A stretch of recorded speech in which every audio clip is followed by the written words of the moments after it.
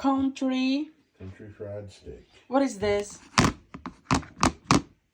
What is that? What is that? Cornstarch, flour, and egg. And then what is this? Red pepper. Oh, that's for my eggs. So I'm gonna have some eggs with country fried steak.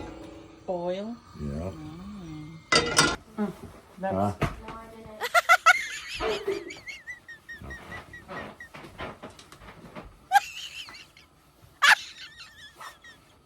you need to put in a cornstarch Flour. and flour. Yeah, I'm gonna try cornstarch. I've never fried with cornstarch, but I saw something online. And then put in the egg and then the cornstarch. And then you can go back and forth. Back and forth. And then fry it. Alright. Done? Okay. I don't know that Bloody. I like the cornstarch. It needs to be filled with flour. Flour. Okay, ginsang kamatis tayo ket ikantay si Toyo. Nila kay ko cheese. Toyo America, cheese piñada. Mas maulat na. Kaya.